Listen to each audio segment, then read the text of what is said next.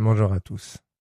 Cette semaine, nous lisons deux parachiotes, Tazria et Metzora. Nous sommes également entrés dans le mois de Iyar. L'énergie positive de ce mois, c'est le dépassement de soi, oser être et sortir de nos propres limites, car c'est là que la bracha se trouve. Aujourd'hui, j'aimerais vous parler de 7 et de 8.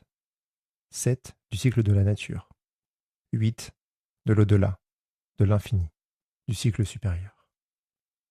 La semaine dernière, nous avons lu la paracha de Shimini. Vaï Beyom Hashemini.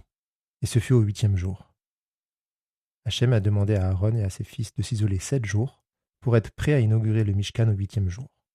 Cette semaine, il est question de la femme qui accouche un garçon, qui sera dite impure 7 jours, puis, au 8e jour, c'est la Brit Mila. Il est également question, par ailleurs, du sujet de la lèpre, causée notamment par le Lachon Hara. On y voit également un processus de 7 jours de mise à l'écart pour une purification le 8e. Idem pour le Homer.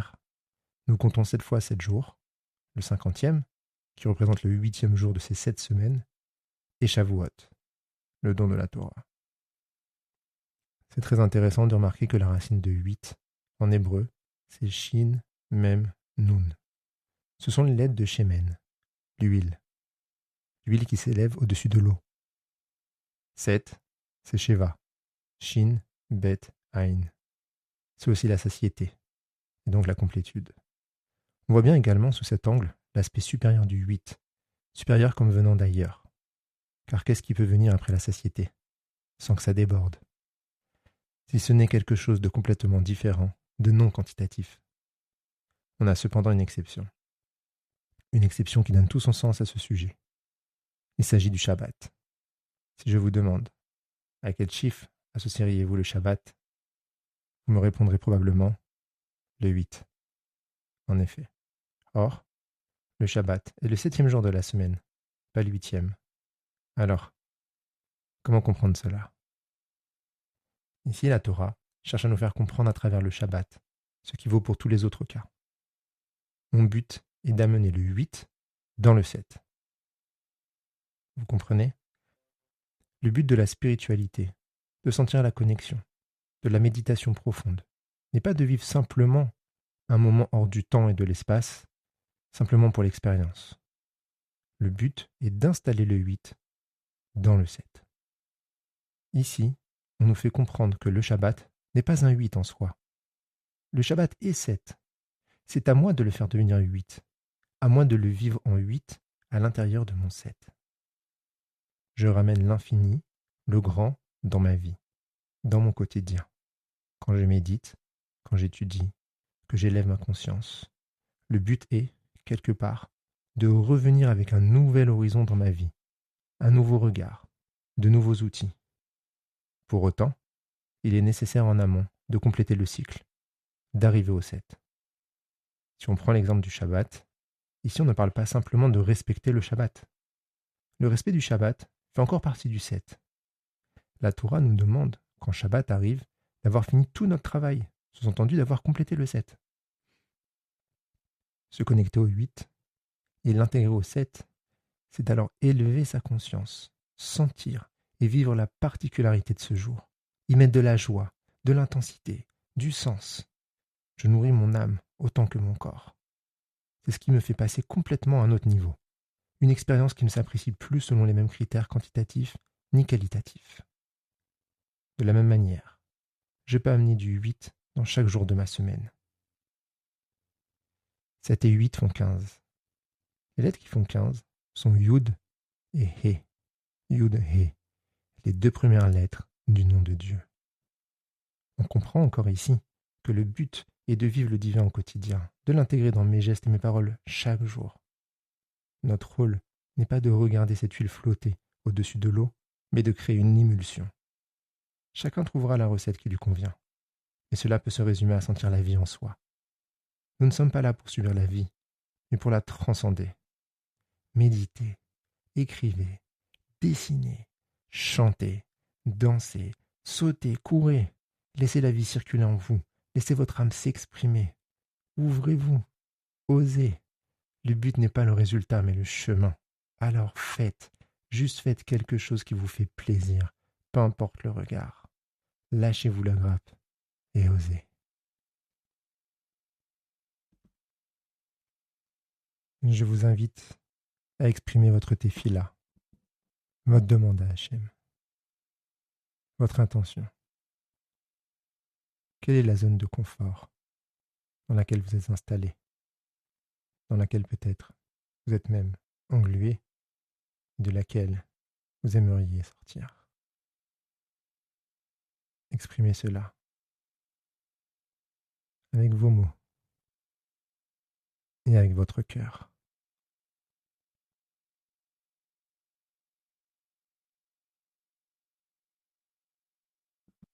Je vous invite maintenant à fermer les yeux et à vous détendre, comme vous savez maintenant très bien le faire. Scannez votre corps et détendez chaque partie de celui-ci qui a besoin de l'être. Relâchez-vous. Inspirez et expirez.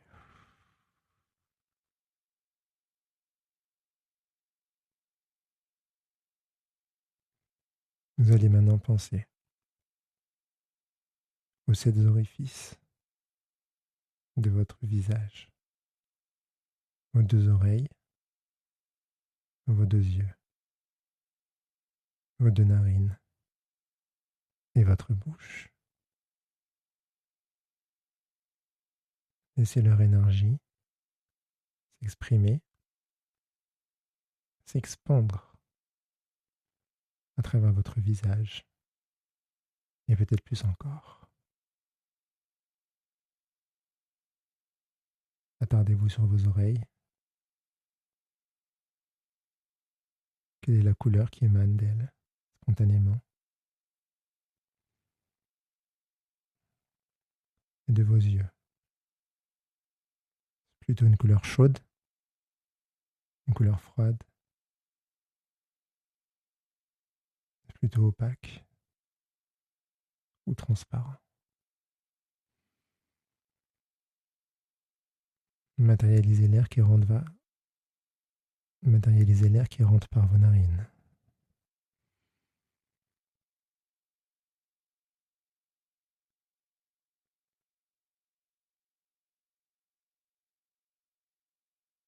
Prenez conscience de votre bouche, de vos dents, de votre langue et de votre palais. Visualisez le chiffre 7 et laissez son énergie vous remplir. De quelle couleur est-il ce 7? Quelle est sa taille? Est-il à l'extérieur de votre corps, à l'intérieur de celui-ci? Laissez-le se rapprocher, s'étendre. Et pour les hébraïsants, vous pouvez également visualiser la lettre Zayn de la même manière, appelée à son énergie. Et laissez-la vous remplir, vous soutenir.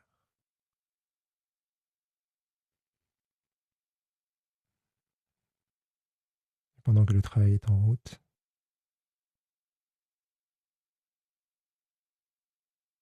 conscientisez vos 2 jambes, vos 2 bras,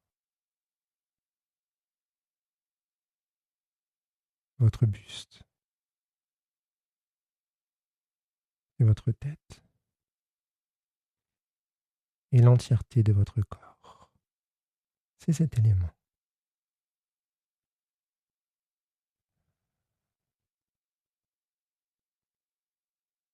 Laissez-les vous remplir de leur énergie. Laissez-les peut-être s'exprimer, peut-être bouger, peut-être vous envoyer leur message. Remerciez-les, un à un, d'être là, pour vous avec vous.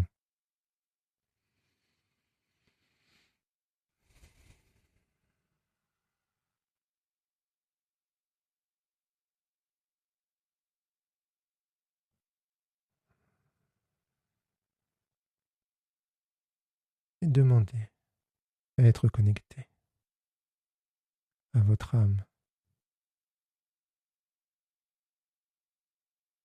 à votre vous supérieur,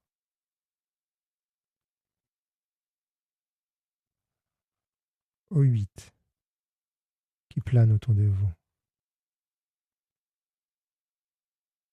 Sentez-le, voyez-le, appelez-le.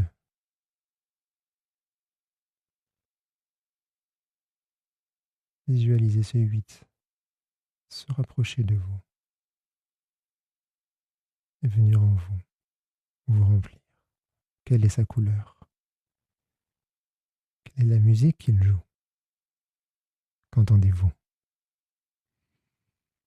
Pour les hébraïsants, le chet, la lettre de la vie. Appelez-le. Viens en moi, résonne en moi. Chet, je veux te sentir vibrer en moi.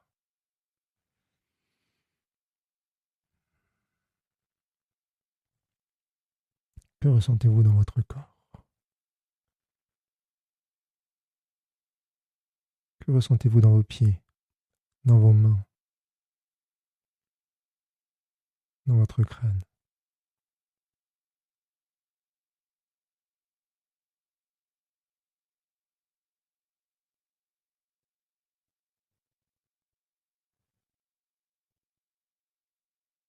C'est comment? Ressentez-vous cette chose en plus qui vient s'ajouter, qui vient exister, qui vient vous rappeler? Sentez-vous cela? Je vous invite, tout en restant dans ce même état, qui s'amplifie instant après instant, à ouvrir vos yeux, à regarder dans le calme et le silence autour de vous, posé. Regardez par exemple votre main et fixez-la. En quoi est-elle différente?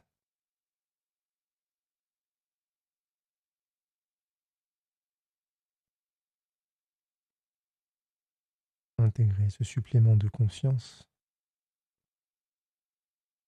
en vous.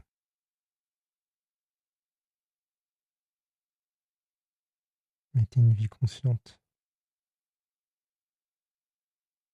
là où c'est automatique.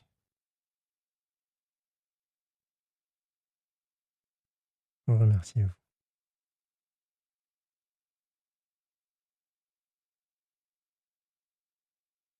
Permettez-vous d'être. Permettez-vous de vivre. Profitez de cet état. Du 8 dans le 7. De l'intégration du spirituel et du sacré dans votre corps. Je vous souhaite bon voyage.